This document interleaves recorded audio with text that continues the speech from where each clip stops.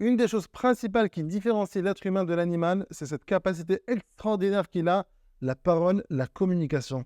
Il faut savoir que la communication, c'est vraiment la base de toutes les relations que nous avons dans notre vie, que ce soit avec notre femme, notre mari, que ce soit avec nos enfants, avec nos collègues, que ce soit avec toutes les personnes qu'on rencontre tous les jours dehors. C'est vraiment ce qui construit les relations. C'est ce qui peut aussi détruire les relations. La parole, il faut savoir que les mots, ils ont la force de donner la vie, mais ils ont aussi la force de la prendre, de tuer. La Gemara parle de ça. Elle dit que le Lachon Hara, quand on dit des vérités sur quelqu'un et cette personne n'aimerait pas qu'on les dise, le Lachon Hara tue 3 personnes. Celui qui le dit, celui qui l'écoute et la personne dont il parle. Elle dit que la mort et la vie sont entre les mains de la langue.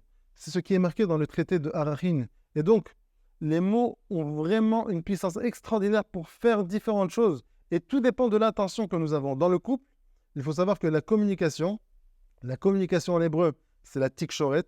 La tikshoret, si vous faites attention à la racine du mot tikshoret, ce sont 3 lettres. Kouf, Shin et Resh.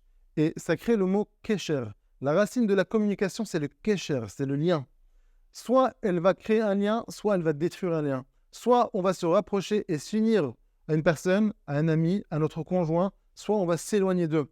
Mais la communication, nous voulons l'utiliser justement pour créer des liens, pour s'unir. Et quand on sait l'utiliser, la communication, alors on peut s'unir avec tout le monde. Et donc, j'aimerais parler d'une petite idée de grande importance. Vu que la communication est un outil, un intermédiaire tellement important, tellement critique, il y a un grand Yetzer Hara qui fait des heures supplémentaires et qui s'assure qu'on soit tellement pris par notre routine, par notre travail, par nos occupations, qu'on soit tellement occupé qu'on n'arrive même plus à trouver un moment pour communiquer avec la personne qui nous est le plus chère au monde, c'est notre femme, notre mari. Donc, si on veut vraiment renforcer ce kesher, ce lien que nous avons avec notre femme, avec notre mari, alors on ne peut pas se laisser prendre par la routine de tous les jours. Parce que la routine, elle est très forte, elle est très puissante. Elle nous fait oublier tout ce qui ne fait pas partie justement de notre routine. Si on veut vraiment vaincre notre routine, mais plus que ça même, si on veut améliorer notre couple, notre relation, créer plus de liens avec notre femme, avec notre mari, on est obligé d'intégrer des moments quotidiens ou hebdomadaires dans notre routine afin de pouvoir communiquer. Quelle est la première chose à faire pour trouver justement ces moments? C'est de parler avec notre conjoint et de dire, regarde, à partir de maintenant, à partir d'aujourd'hui, chaque semaine, au moins une fois, voire 2 fois par semaine, on trouve un moment après avoir fini avec les enfants, quand il n'y a plus rien de prévu, aucun événement, on est tous les deux ensemble à la maison, on se fixe un jour dans la semaine, un jour et une heure, et ça devient notre rendez-vous hebdomadaire, on met tout de côté et on parle. Le fait de fixer un jour et une heure dans la semaine, c'est vraiment ce qui va nous permettre d'avoir ce moment précieux et de rencontrer notre mari, notre femme, pour vraiment s'occuper de notre couple et renforcer notre relation. Et il faut savoir que pendant ce rendez-vous, c'est le moment ou jamais de parler de tous les sujets qui nous ont déçus depuis notre mariage, les choses qui nous ont fait de la peine, qui nous ont blessés. C'est vraiment le moment de parler de toutes les choses qui, jusqu'à aujourd'hui, n'ont pas été résolues.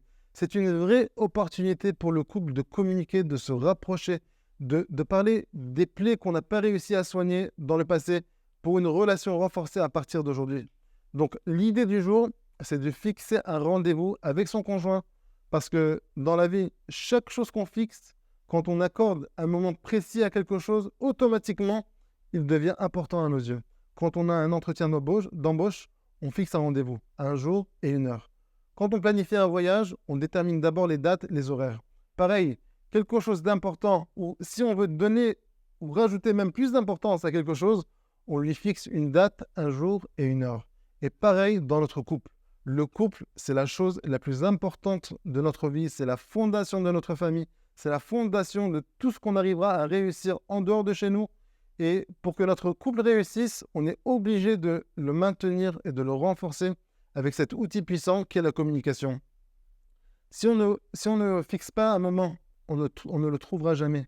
On n'aura jamais le temps de s'asseoir avec son conjoint. Mais si on le fixe dès aujourd'hui, pas demain, pas la semaine prochaine, dès aujourd'hui, c'est que notre couple, notre relation, notre mariage est important à nos yeux et qu'on veut l'améliorer. Bessorot Tovot.